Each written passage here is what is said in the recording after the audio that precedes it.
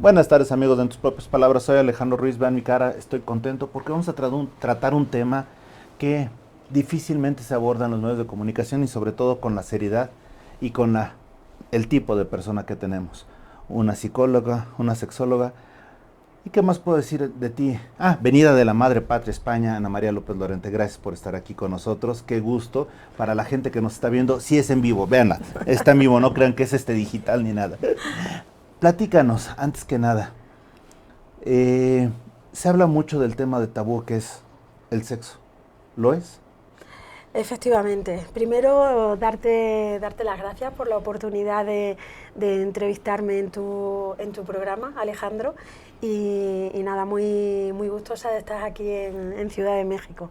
Pues sí, la verdad es que hablar de sexualidad todavía en estos tiempos cuesta bastante trabajo porque se considera todavía pues como un tabú o un mito. Hay cierta vergüenza y cierto rechazo a hablar de la sexualidad y más hablarla en primera persona, es decir, hablar de la sexualidad de uno mismo, ¿no? Yo creo que es un tema que los sexólogos y las sexólogas llevamos abordando pues prácticamente desde siempre, porque una de nuestras misiones precisamente es hablar de la sexualidad pues como una parte más del comportamiento humano, porque no olvidemos que la sexualidad forma parte de lo que es el comportamiento del ser humano. Somos seres sexuados y eso significa que todas las personas pues tenemos unas necesidades, tenemos unas capacidades para amar, para recibir esos afectos, compartirlos con las personas que decidimos compartir nuestra sexualidad, y sin olvidarnos también de un tema que es bastante importante y que aún en algunos sectores de nuestra población son todavía más comprometidos, que es el hablar de la masturbación, del autoerotismo, de la autoexploración de nuestro cuerpo. Pero fíjate que yo sigo pensando que vivimos en un mundo de doble moral y dependiendo de la entidad federativa o del lugar, todavía se puede incrementar más en atención a las costumbres o lo que quieras. Y te lo digo porque, por ejemplo, llegas a una charla de mujeres y participas en ella y hablas de la sexualidad de los niños o de las niñas, ay, qué lindo, todo muy bonito y dan su opinión. De las mujeres, pues es un tema un poco más reservado en público para las mujeres. Y de los adultos mayores, tanto hombres como mujeres, como que se les olvidó que existe el sexo, ¿no? O sea, ya lo dan como un hecho histórico que ya pasó, ya ellos no tienen derecho a nada. Pero en el caso de los hombres, llegas y empiezas a platicar del tema de niños, niñas, y con los niños normalmente habrá cierto broma, morbo. Y con las niñas empiezas a platicar del tema y te tachan de pederasta, ¿qué quieres, no? Entonces como que de repente dices, oye, seguimos señalando, seguimos poniendo títulos a las personas, cuando es un tema que debería ser normal y deberíamos todos de estar en la misma frecuencia, por los que tienen hijos, por los que tienen participación con niños, que luego llegan y preguntan, etcétera, y pues de alguna manera, te reitero, esa doble moral creo que no nos ha dejado de avanzar como sociedad. Estoy totalmente de acuerdo contigo porque ahí todo el planteamiento que tú estás haciendo está influido por la educación, por la cultura y por el constructo social en el que vivimos. De ahí que yo hablaba al principio del tema de los mitos y de los tabúes que hay relacionados con la sexualidad. Antes decía que somos seres sexuados y eso significa que somos seres sexuados incluso desde antes de nacer. Hay imágenes de ecografías en 3D donde los bebés dentro del útero materno, cuando estamos hablando de personas con pene, hay ciertos tocamientos del pene dentro del útero materno. Esto es lo que nos hace seguir reafirmándonos aún más de la capacidad sexuada que tenemos todas las personas. Si hablamos de las personas, como tú dices, de los adultos mayores, que muchas veces esa fase de la vida se considera como que ya la sexualidad no existe o en la etapa de la menopausia, en las mujeres, que ya la sexualidad se pierde y no tiene que ser así, o cuando hablamos de la sexualidad con las personas con diversidad funcional, personas con capacidades diferentes, o personas que tienen algún tipo de enfermedad o algún tipo de problema en su cuerpo, o que, como estamos diciendo, tampoco no tiene por qué ser un problema, ¿no? Pero sí que es verdad que la sexualidad está ahí, y yo creo que la sexualidad empieza en nuestra cabeza y empieza en nuestra actitud erotofílica, que es como se llama. Una persona con una actitud erotofílica va a tener una actitud mucho más positiva a disfrutar de su sexualidad, a saber trabajarse en esos mitos o en esas creencias equivocadas que tenga, y ese es el trabajo tan lindo y tan bonito que tenemos los sexólogos. Es verdad que cuando estamos en un contexto de amigos, en un contexto familiar, y se habla de la sexualidad de los hombres, pues la tendencia es a que el hombre siempre tiene ganas, el hombre siempre está dispuesto, y cuando hablamos de la sexualidad de las mujeres, pues parece que tenemos que estar con una actitud pues mucho más recatada. La mujer incluso puede darle vergüenza hablar de sexualidad en público, y yo siempre hago un chiste o hago una expresión irónica con respecto a este tema, porque se nos acusa a las mujeres que no tenemos nunca ganas de tener relaciones sexuales, que a las mujeres siempre les duele la cabeza. Es una expresión también utilizada mucho en mi país, supongo, no, y en cualquier lado, que también aquí, y entonces yo, en plan de broma, echando un poco mano a ese buen sentido del humor que me caracteriza, pues yo siempre digo lo mismo. Pues puede que las mujeres no tengan ganas de tener relaciones sexuales porque les duele la cabeza. Entonces yo tengo mis ganas y las de todas las mujeres que no tienen ganas. O sea, es algo totalmente absurdo, ¿no? Porque el deseo está ahí, la atracción está ahí, y las ganas pueden en un momento determinado verse influenciado pues por una situación de estrés, por alguna enfermedad, por un problema psicológico, por problemas de comunicación en la pareja, pero todo eso se puede trabajar y evidentemente se puede aprender, porque no olvidemos, Alejandro, que el comportamiento sexual, pues como cualquier otro tipo de comportamiento, evidentemente se puede aprender, se puede mejorar y se puede desaprender. No es un término que me guste demasiado utilizarlo, pero yo creo que se entiende que consiste en aprender pues esos comportamientos que a lo mejor no te hacen que disfrutes con ellos, y aprender comportamientos alternativos. Claro, hay veces que no se entiende algo tan natural, que debe ser espontáneo, etcétera, como ya llega a tener implicaciones de morbo cuando está en aspecto social. Por ejemplo, tú comentabas que los niños desde el útero ya se están tocando, etcétera, y de repente llegamos a la sociedad y lo que era bueno pasa a ser escondido, pasa a ser oculto, pasa a ser malo.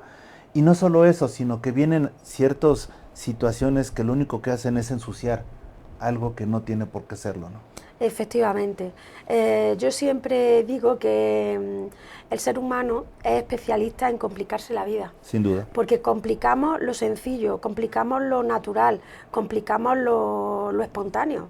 Si vuelvo otra vez a insistir en que somos seres sexuados, no tenemos que estar cargando sobre nuestras espaldas, y hablo en términos generales, porque ahora mismo me estoy acordando de muchas personas con las que he trabajado y con las que estoy trabajando en terapia sexual, todo este tipo de cuestiones, y vemos cómo la educación sexual es la llave principal para ir desmontando todo este tipo de mitos que a nivel cultural se nos ha ido transmitiendo de generación en generación. Algunas veces yo pienso que se están produciendo avances, por supuesto que sí, pero queda todavía mucho camino por recorrer, porque la sexualidad es algo que forma parte del ser humano y de la persona. Y ya cuando incluimos el tema de la connotación sexual, de la connotación social, mejor dicho, y cuando hablamos del tema de la religión, de cómo las religiones, sean del tipo que sean, yo no voy a hablar de ninguna en concreto, porque hace ya mucho tiempo hice una pequeña investigación sobre este tema, y al final muchos tipos de religiones terminan educastrándonos, que es como lo nombramos también, como esas creencias religiosas van haciendo que la persona vaya limitándose en lo que es su comportamiento, y eso al final pues termina influyendo en no saber disfrutar de la sexualidad, no aprender a disfrutar de lo que es ese comportamiento que tenemos. La verdad es que es un trabajo el nuestro bastante bonito, bastante gratificante cuando llevas un tiempo trabajando con la persona y se van produciendo esos cambios y esos avances de los que estamos hablando, pero la parte más negativa, por así decirlo, es cuando ves que hay personas con las que estamos trabajando que te buscan pidiendo ayuda para que las orientes, y a mí lo que más pena me da, y me va a permitir que utilice esta expresión, es el sufrimiento que traen a cuestas. ¿Por qué? Porque no tiene sentido que se esté sufriendo por algo que no tiene sentido. Y ahí es donde ves la influencia tan negativa que tiene la no educación sexual, que prácticamente pues tenemos todas las personas, porque la educación sexual no está a la mano o al alcance de un colegio, de un instituto, nada, únicamente pues bueno, sexólogos y sexólogas que estamos en esta profesión tan fantástica, y que tenemos la ilusión, y algunas veces estamos también un poco locos en el sentido de dar a mostrar todo este tipo de información, y de que la sexualidad se puede vivir en un sentido pues mucho más positivo, dejando aparte la vergüenza, la culpa, el miedo. Pues yo creo que es una locura bastante bonita, y fíjate la locura hasta qué punto llega, que mi país, mi tierra, Andalucía. Yo vengo de Linares, en la provincia de Jaén, y estoy aquí en la Ciudad de México hablando contigo y dirigiéndome a la ciudadanía de este país tan lindo que tenéis. Yo creo que es una locura bastante bonita. Pero fíjate que me encantó el término educastrar. Y efectivamente, cuando hay tantas situaciones irregulares en una sociedad no enterada, se da ese tipo de lineamientos que lo único que hacen es castrar, limitar a las personas. Ahora bien, te pregunto, nosotros como adultos, como padres, como tíos, como etcétera, ¿qué tanto debemos de alguna manera ser educadores y delegarlo a la escuela? Y te lo comento por esto. Yo me acuerdo cuando estábamos en los 70s, había mucho más tabúes que ahora, pero por ejemplo, querías hablar de sexualidad y en los libros escolares te encontrabas el tema tercero o cuarto, quizá con expresiones gráficas en cuarto de primaria. Y de repente llegabas y te encontrabas que era muy básico, eso se lo dejaban a los profesores. Pero por ejemplo, cuando tú llegabas a la casa, no siempre todos estaban preparados, ¿no? Y entonces, salvo algunos lugares o algunos hogares, era difícil que realmente hubiera una retroalimentación, nuevamente por ser un tema que se echaban la bolita, o en la escuela o tus padres, ¿no? Y yo recuerdo mucho que había una feria de libro aquí en México, que en especial había un libro que era de Anne Wesley, que era Cómo se hacen los niños. Y digo, creo que fue un éxito a nivel mundial, un bestseller. Y era de los pocos libros que realmente tenían una metodología para niños. Y te lo explicaban, que quizás los muñecos no eran, o los dibujos no eran tan representativos, eso era otra cosa. Pero lo cierto es que te explicaban. Hoy por hoy, a 50 años de esas épocas, te das cuenta que sigue habiendo deficiencias en la educación, tanto en la escuela como de los padres. Y aquí yo te pregunto, ¿realmente quién debería ser el responsable de la educación sexual? Pues bajo mi punto de vista, la educación sexual debe partir incluso de la propia familia, siempre que los papás y las mamás estén debidamente informados y formados para saber cómo enfocar hablar de sexualidad, hablar de este tema con sus hijas y con su hijo. Pero tampoco tenemos que olvidar que la escuela, los centros educativos también tienen un papel muy importante, porque en los colegios es donde nos formamos también como personas.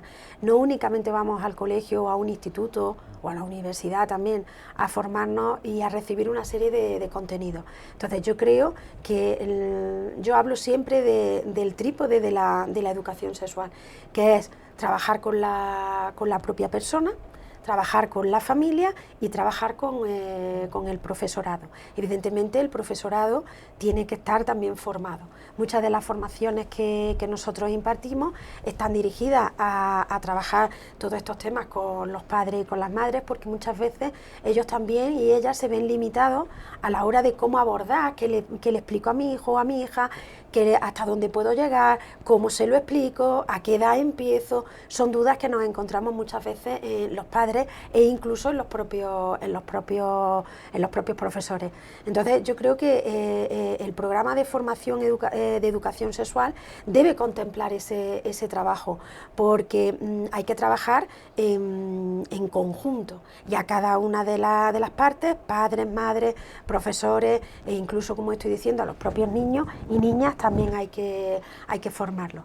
Entonces no tenemos que olvidar que si se hace ese trabajo conjunto vamos a acaparar más lo que es la integridad de la persona, es decir, le estamos ayudando a que vaya creciendo en una esfera muy importante de su vida.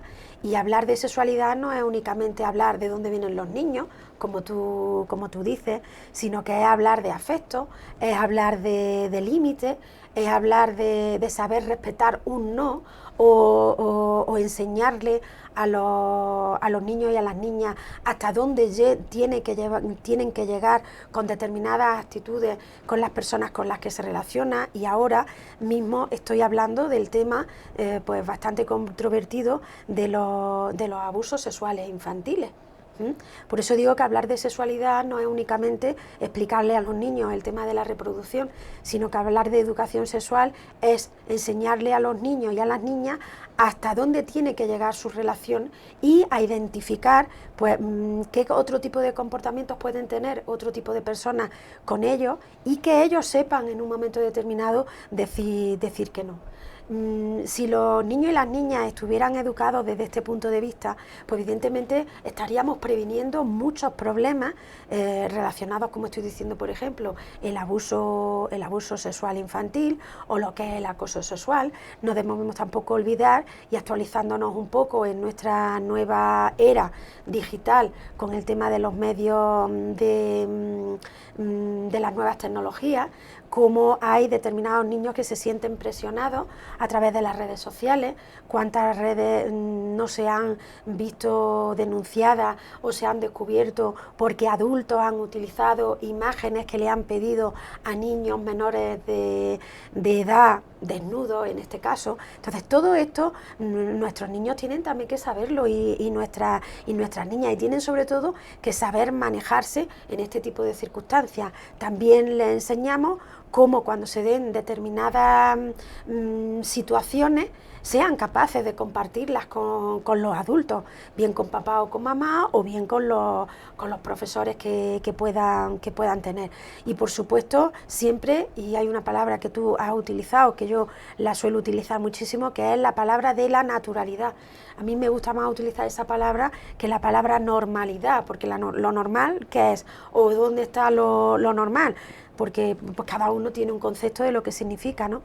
Y entonces cada persona necesita pues una serie de habilidades o de capacidades que son las que también trabajamos, porque no podemos olvidar que también en la educación sexual abordamos el tema del trabajo de la autoestima, el trabajo del autoconocimiento, las habilidades sociales, cómo relacionarse en definitiva con el resto de las personas, y saber diferenciar cuando uno se está metiendo en un terreno que a lo mejor le puede traer complicaciones, y si no está en un terreno complicado, pues disfrutar evidentemente de la relación que pueda surgir entre las personas.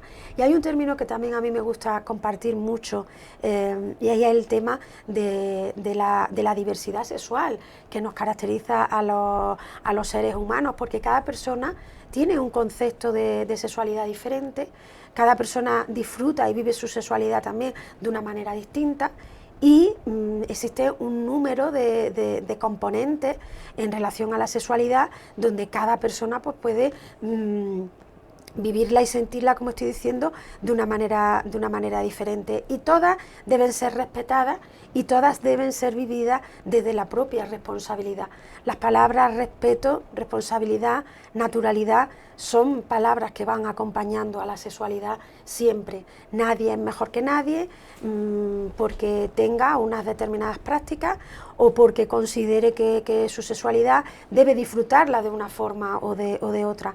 Yo también pienso que la sexualidad es una forma de jugar entre adultos y dentro del respeto porque que pueda existir entre la pareja, entre las personas que nos conocemos, pues ¿por qué no disfrutar y de investigar y de juguetear? ¿Por qué no? Porque la sexualidad son sensaciones. ¿Y por qué no vivirla? ¿Y por qué no descubrirla? Ana, perdón, ¿para ti la sexualidad podría ser una forma de manifestarse, de comunicarse? No es que lo diga yo, es que así nos lo explican todos los estudios, todas las investigaciones. La sexualidad es una parte más de la comunicación afectiva que tienen los seres humanos, y no solamente los seres humanos. Acuérdate de los perros, los gatos, ¿qué hacen cuando se van buscando? Van utilizando lo que se llama el ronroneo, ¿no? Cómo van girándose el lomo y se van acercando. Me encanta la pregunta que me haces porque yo en los talleres de crecimiento erótico, cuando trabajo con mujeres a solas o con parejas, abordamos todo lo que es el trabajo con la piel. La piel es el órgano más grande que tenemos en nuestro cuerpo, es el órgano más extenso de nuestro cuerpo y lo utilizamos muy poco. Y entonces yo le enseño a la gente, a la gente que viene a nuestros talleres, les enseño cómo tienen que masajearse, cómo tienen que utilizar el masaje dentro de su capacidad erótica para entrar en una relación sexual pues totalmente gratificante, porque no olvidemos que la relación sexual no es únicamente la penetración y llegar al orgasmo, que esa es otra idea muy equivocada. Muy radical, además. Exactamente. Y además siempre les digo lo mismo, para que entiendan el mensaje que les quiero transmitir y para que esas personas se trabajen también un poquito en su propia actitud erotofílica, siempre les digo que la fase del orgasmo es una fase pues probablemente pues una de las más placenteras de la respuesta sexual humana, pero dura muy poquito. Si lo comparamos, los poquitos segundos que puede durar esa fase del orgasmo con lo que dura desde que tú le haces un gesto a tu pareja, que puede perfectamente ser por la mañana o puede ser 3 horas, 4 horas, 5 horas antes de tener un encuentro sexual íntimo, todo ese recorrido que se inicia con un gesto, con una caricia, con un cachete en el trasero, con un comentario Aquí picante. se dice nalgada. Nalgada, bien, bien. Todo eso forma parte de lo que es la capacidad erótica de una pareja. Y bueno, pues el masaje, el tocarse, el saber cómo tocarse, qué zonas de nuestro cuerpo también tenemos que ir empezando a tocar y también de forma gradual, yo creo que forma parte de todo lo que es el aprendizaje de nuestra sexualidad. Fíjate que me acuerdo mucho cuando alguna vez hicimos un taller sobre formas de expresión y publicidad subliminal. Y en ese momento veíamos muchas cosas, lo que era la publicidad de la cajetilla de cigarros, que el vino, etcétera. Pero cuando nosotros pensamos que lo habíamos comentado todo y etcétera, se había analizado, sobre todo desde el aspecto normativo, me acuerdo mucho que presentaron una canción que decían, miren, nada más, esto no tiene nada de publicidad como tal, pero escuchen esta canción. Y pusieron una canción de Jade, creo que era una cantante inglesa o americana, y era Smooth Operator. Entonces, escúchenla.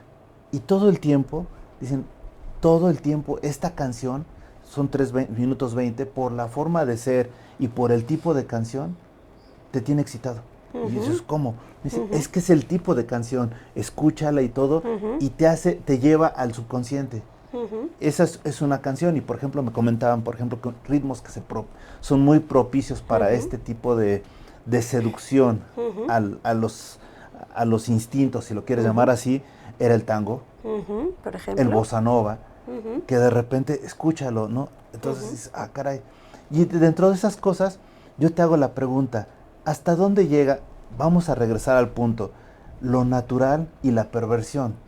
Porque estamos hablando de que la satisfacción, si algo me produce satisfacción, yo lo puedo entender como natural, pero a los ojos de otra persona puede ser perversión. Entonces, platícanos un poquito, ¿no? Todo está relacionado con la manera en la que la persona vive esa situación. Cuando hablamos de esas disfunciones de las que tú, o la perversión a la que tú estás haciendo referencia, normalmente los profesionales lo que hacemos es tener en cuenta la frecuencia, la intensidad, la duración con la que se dan determinados tipos de comportamientos y cómo afectan en la persona ese tipo de conducta.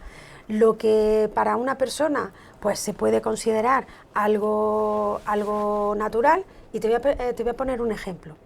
Hay personas que necesitan masturbarse 3 o 4 veces al día, y sin embargo hay otras personas que consideran que con masturbarse una vez al mes tienen suficiente, o una vez a la semana tienen suficiente, o hay personas que no consideran importante la sexualidad y se les tiene que respetar igualmente. Entonces, con el tema de la perversión, como tú la planteas, hay que tener cierto cuidado, y a mí no me gusta, siempre hablo en términos generales, porque para poder hablar y definir precisamente si estamos hablando o no de una disfunción, tenemos que tener en cuenta muchas más características del comportamiento y de cómo vive esa persona su sexualidad. Evidentemente hay una serie de manuales científicos, técnicos, que a los profesionales nos dan unas ciertas orientaciones para ver si verdaderamente existe un trastorno sexual o una disfunción sexual. Pero hay que tener mucho cuidado, porque estamos hablando de una serie de situaciones que a la audiencia se le puede confundir, y entonces siempre me mantengo un poco cauta en este tema, y míralo de qué manera lo estoy abordando, porque cuando se produce este tipo de situación, yo siempre le digo a los pacientes que se pongan en manos de un profesional, porque muchas veces se consideran ellos mismos, y de ahí que aparezca el término que antes he utilizado, de la culpabilidad, de la vergüenza, del miedo, para que un profesional les saque de esa duda, porque a lo mejor lo que ellos están viviendo con vergüenza y con miedo, pues no tiene un alcance tampoco demasiado importante. Entonces, siempre cuando surjan este tipo de circunstancias en concreto, es bueno consultarlo con un profesional. Y a colación del planteamiento que hacías antes con la música, con el tango, también puede ser la salsa, la bachata, sí, la kizomba, nada más por citar, efectivamente. ¿No? Pero me alegra enormemente que me plantees esa pregunta, porque en los talleres de crecimiento erótico de los que yo antes te hablaba, precisamente lo que trabajamos son los 5 órganos de los sentidos. Y, por supuesto, el cómo se siente la persona. A través de una serie de ejercicios vamos utilizando, pues, cómo la persona debe dejarse llevar por la música, que es el ejemplo que tú has puesto. Antes te he dicho que se le enseña a través del contacto y de la piel cómo hay que masajear y cómo hay que masajear determinadas partes de nuestro cuerpo, dejando en un último lugar lo que son las zonas erógenas y lo que son las zonas de los genitales. Está lo que se llama también el masaje erótico, pero para llegar al masaje erótico primero tenemos que hacer otro tipo de masajes que incluya pues prácticamente todo nuestro cuerpo. El tema de cuidar el ambiente con velas aromáticas, utilizando también, que esta parte es muy divertida y es muy entrañable, cómo tenemos que utilizar el gusto también dentro de nuestras relaciones sexuales. Utilizamos la nata, el chocolate, la fresa, y en fin, pues ya luego cada persona ya lo va adaptando a sus propios gustos. Hay algunos ejercicios, fíjate qué interesante, Alejandro, que los utilizamos poniéndole a las personas un antifaz para que se dejen llevar, para que aprendan a dejarse llevar, porque sabemos que la vista muchas veces condiciona mucho de lo que hagamos con nuestro comportamiento en estos momentos y en estos encuentros de tipo sexual. Entonces ya te digo que esto es un tema apasionante. Fíjate que la otra vez leí un artículo que decían que el órgano más importante en la sexualidad es el cerebro. Exactamente. Porque dicen, no, es que olvídate, con el cerebro puedes crear y recrear todo, ¿no? Porque obviamente tú estás diciendo en el gusto, el chocolate, la fresa, etcétera. El tacto, pues digo, es quizá lo más común, ¿no? Porque es algo de contacto. La música.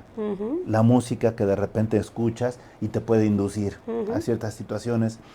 La vista, pues bueno, la vista obviamente, el ver atrae, ¿no? El ver te atrae, te cautiva, ¿no?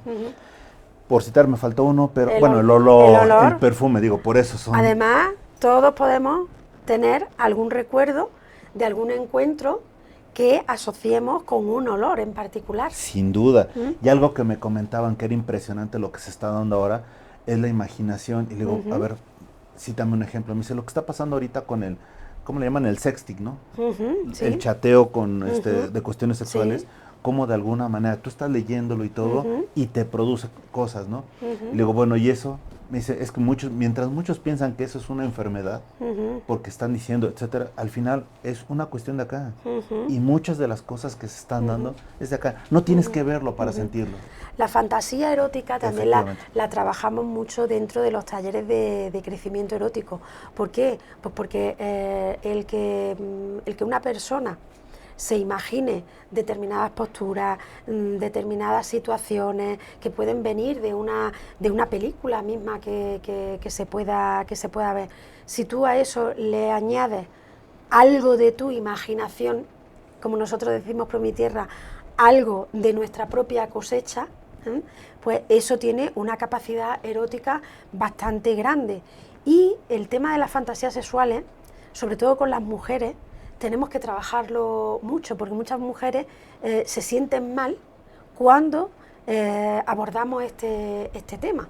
Volvemos otra vez al mismo tema de siempre, a la escasa educación sexual que se tiene y a los mitos relacionados con este tipo de fantasías sexuales.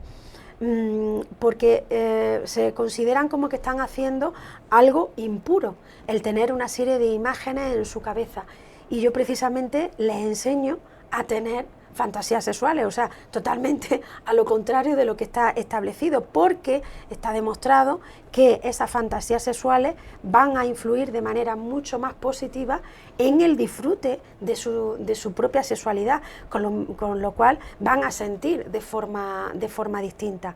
Y lo que tú estás diciendo con respecto a las redes sociales, no podemos olvidar que tú puedes estar chateando con alguien y tú estás interpretando lo que esa persona te está diciendo. A lo mejor se corresponde o no con la intencionalidad de lo que te está diciendo, pero aquí tiene una influencia muy positiva ese montarte tú en tu cabeza lo que te está diciendo, con lo cual lo estás interpretando. Y nuestro cerebro, que muchas veces va buscando las sensaciones positivas, ahí precisamente lo que hace es eso, se está montando en su cabeza pues una situación agradable.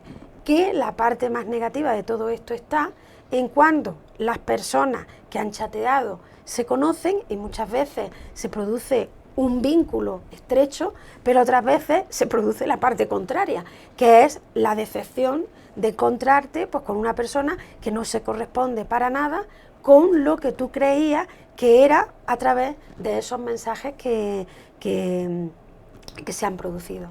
Y por eso es importante una palabra que a veces a todos se nos olvida, ¿no? Conoce a tu persona. Por supuesto. Lo que decía Primero Sócrates, tú. Conócete a ti mismo y luego Exacto. conoce a la persona, ¿no? Exacto. Porque es una cuestión quizás el máximo ejemplo de comunicación que pueda haber, ¿no? La relación sexual. Por supuesto. Bajo mi punto de vista, es la más completa. Íntegra.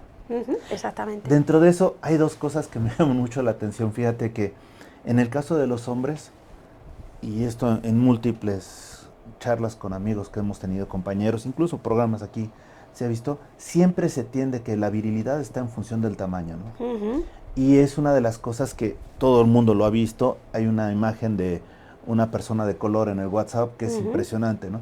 Y aquí platicando en un programa decían, oye, o sea, todos piensan que eso es la virilidad y es el máximo ejemplo de masculinidad. Pero cuando se ponen a pensar, imagínate lo que tiene que bombear el corazón para llegar a tener una erección. De milagro el tipo no le ha dado un infarto, ¿no?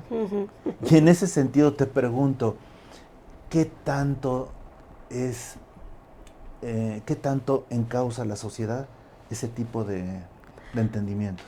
Volvemos otra vez a la creencia equivocada y errónea de lo que son las relaciones sexuales. Un pene grande puede complicar perfectamente la penetración de una mujer.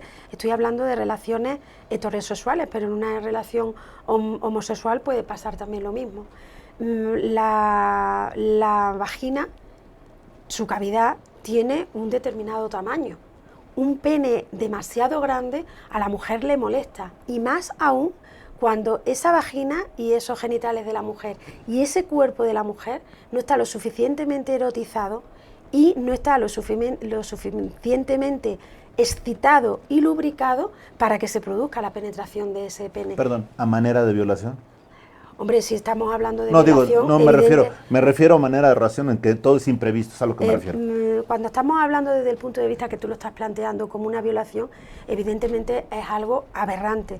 Yo te lo estaba planteando desde el punto de vista de que una vagina tiene que prepararse para ser penetrada independientemente del tamaño que tenga el pene, porque si no es imposible que se penetre una vagina. Tiene que estar preparada, como te estoy diciendo, tiene que haber un erotismo, tiene que haber una lubricación, y esa lubricación viene a través de la excitación. Y si hay que utilizar pues algún tipo de gel, de lubricante, de aceite, siempre va a facilitar, por supuesto, esa penetración. En el caso del que tú me comentas, lógicamente, si estamos hablando de una violación, pues es un hecho ilegal, y aparte que es una experiencia súper traumática, muy traumática para una mujer, hasta el punto de que se puede quedar esta mujer, y de hecho he tenido que trabajar con mujeres con este tipo de vivencias tan complicadas, de las que suelen salir, pero no suelen olvidarlo, porque y más cuando se ha producido de manera reiterada, porque algunas mujeres no solamente lo han sufrido una vez, sino que ha habido situaciones que se han repetido, y la verdad que es un trabajo bastante costoso y bastante doloroso acompañarlas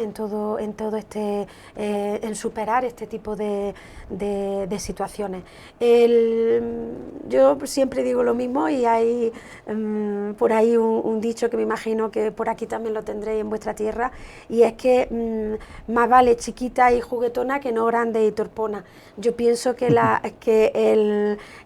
el saber cómo trabajar en ese momento y cómo compartir ese momento entre una pareja, yo creo que ahí es donde está el éxito. No es el tamaño de la vulva, no es el tamaño de los pechos, no es el tamaño del pene. Lo importante es aprender a sacarle partido a lo que tenemos, independientemente de cómo lo tengamos. Desde luego, bueno, tiene razón, ofrezco disculpas porque me fui a un ejemplo que no propiamente era un ejemplo, sino un caso extremo. No, pero haces bien en plantearlo, Alejandro, porque hay que visibilizar también este tipo de situaciones. Sí, y además yo lo que trataba de referirme es que a veces uno no lleva la misma química o el mismo seguimiento, el mismo ritmo, y uno violenta las cosas, y etcétera. Y aquí hay algo que es importante. ¿Cómo distingues en materia de asesores, de consultoría, a los charlatanes de los que saben y los que no saben? Y te lo platico porque de repente, por ejemplo, con la figura del coach, todos eran coaches, y se ha dado una situación brutal, ¿no? Que ahora ya hay coaches en sexología o sexualidad, etcétera. Pero realmente un papel no lo dice nada, no dice absolutamente nada. ¿Cómo distinguirlos en tu apreciación?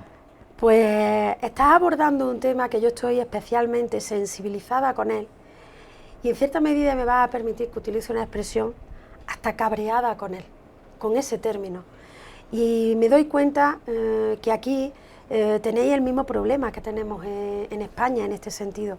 En España no existe un colegio oficial de sexólogos, existe un colegio oficial de médicos, de psicólogos, ¿vale? Pero de sexólogos no existen. Sí existen determinados colegios profesionales de psicología, por ejemplo el Colegio de Psicólogos de Madrid, que tiene una sección de sexología.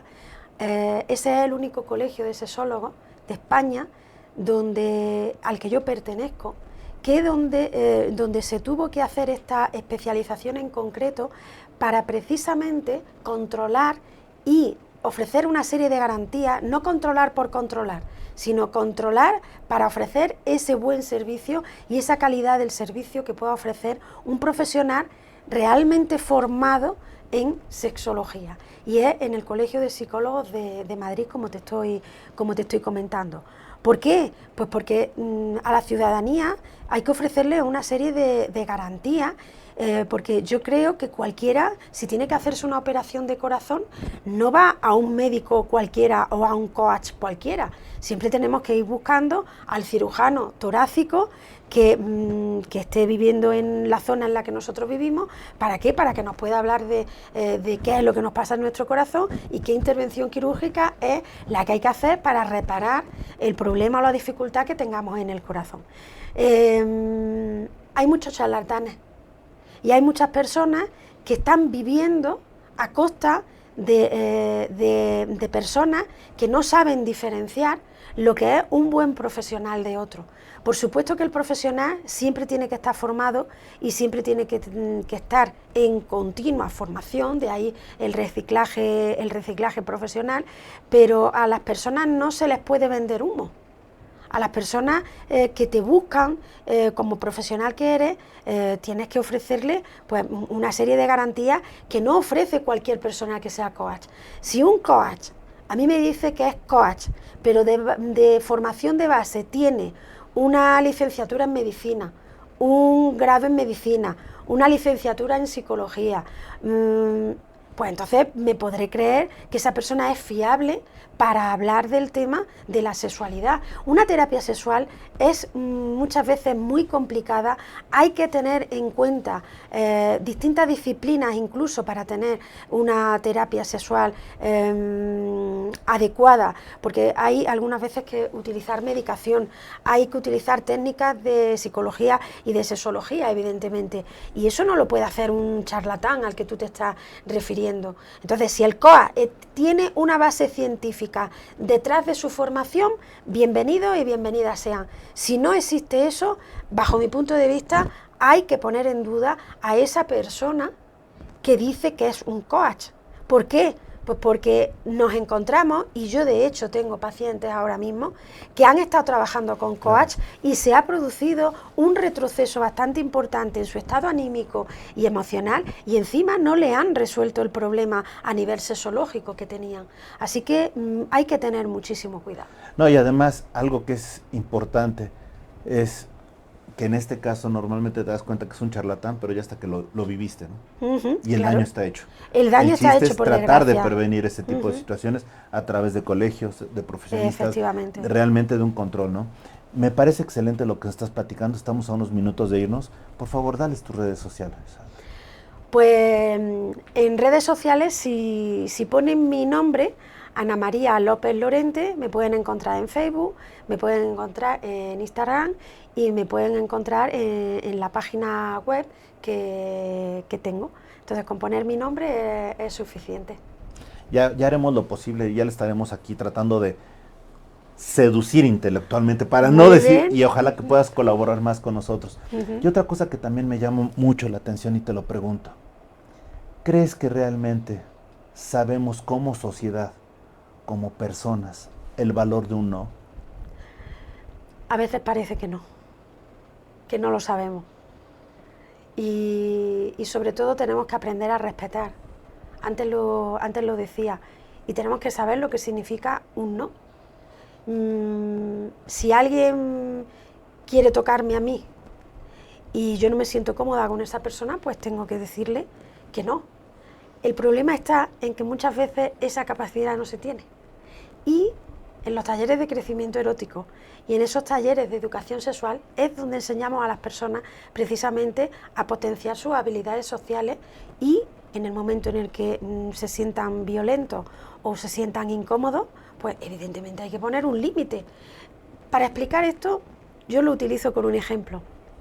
Las personas vivimos dentro de una burbuja y en esa burbuja decido yo quién quiero que entre y quién no quiero que entre.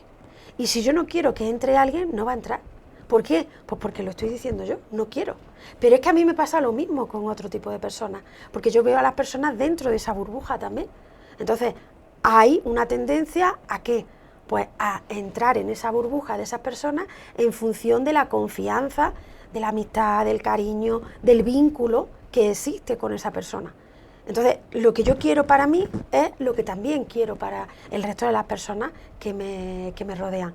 Y claro, yo sé que hablar de esta manera pues es muy fácil, porque no solamente lo he trabajado conmigo desde hace muchos años, sino que además lo trabajo con otras personas y lo tengo muy presente, ¿no? Pero este es el trabajo que tenemos como profesionales. Fíjate que hay una canción de Ricardo Arjona que dice, finge que no y lánzame un sí camuflajeado. Ay, Y cuando me qué preguntan, peligro. oye, ¿qué opinas de eso? Le digo, es no. Por supuesto que Es no, no. olvídate de los sí camuflajeados, porque esa es tu interpretación, eso es lo que tú piensas. Y ese pensar puede irrumpir a la otra persona. Exacto. Es no. Muchas veces esa expresión también está relacionada con un mito que dice que cuantas más veces la mujer dice que no, más ganas tiene de tener una relación sexual con ese hombre, en este caso, ¿no? Y eso es totalmente una actitud equivocada. Eso para nada. Un no es un no y un sí es un sí. Y ya está, no hay que darle más vueltas. Coincido contigo. Por eso es que quizá en la canción se escuche bien y hasta la puedas tararear, pero entiende, es no. Pero las canciones también están para analizarlas y para que nos sirvan de ejemplo sobre lo que es lo correcto y lo no correcto. Sin duda. Ahora mismo tú lo estás poniendo de ejemplo, te está sirviendo esa parte de la letra de la canción para que saquemos a relucir este tema. No, pero es que sabes que hay algo básico y esto siempre debe predominar en cualquier relación humana, la comunicación. Y la comunicación, hay cosas que son expresas y fáciles de entender. Un sí, un no. Cualquier otra cosa influye en la interpretación, tanto de quien lo emite como de quien lo recibe. ¿Quién lo recibe? Y entonces el mensaje puede ser confuso, pero vamos por lo radical, por lo seguro. No es no, sí es sí, como la canción de Black is Black. Exactamente. Sale. Ana, te agradezco muchísimo, me ha gustado mucho esta charla. Bueno, ojalá que el auditorio lo haya disfrutado. Creo que al final nos quedamos con esto, que es tener elementos para nuestras decisiones conforme se presentan las situaciones. Solo me queda una pregunta que hacerte. Ana, en tus propias palabras, ¿quién eres?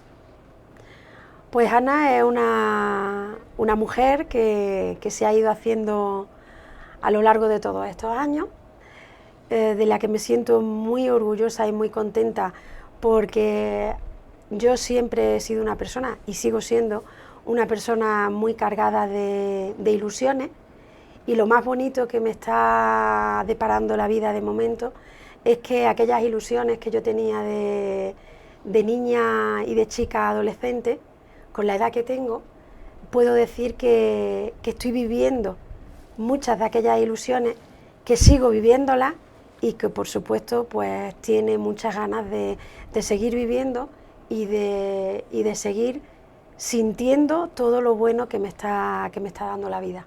Estoy muy orgullosa de mí, estoy muy orgullosa de la gente que me rodea ahora mismo, y te voy a decir también una cosa, me voy cargada de muchas emociones positivas de la gente tan estupenda que me he encontrado en México. Es la primera vez que he cruzado el Atlántico, es la primera vez en tierra americana, son muchos kilómetros y muchas horas de vuelo, pero merece la pena y quisiera volver. Y así será. Por lo pronto te agradezco muchísimo, nos quedamos con una idea clara. La sexualidad es inherente al ser humano e inicia con la vida desde al nacer y termina al morir. Efectivamente. Entonces, los prejuicios, esos son desde que tenemos uso de conciencia, y entonces, a lo que me refiero con esto es, dejemos los prejuicios y mejor vivamos cada quien la sexualidad en los términos que así les satisfaga. Exactamente, totalmente de acuerdo contigo. Muchas gracias, Ana. Y a ti, Alejandro. Gracias a ustedes que nos han seguido. Esto ha sido en tus propias palabras, con una sexóloga y psicóloga amiga de este canal. Hasta la próxima. ¡Wow!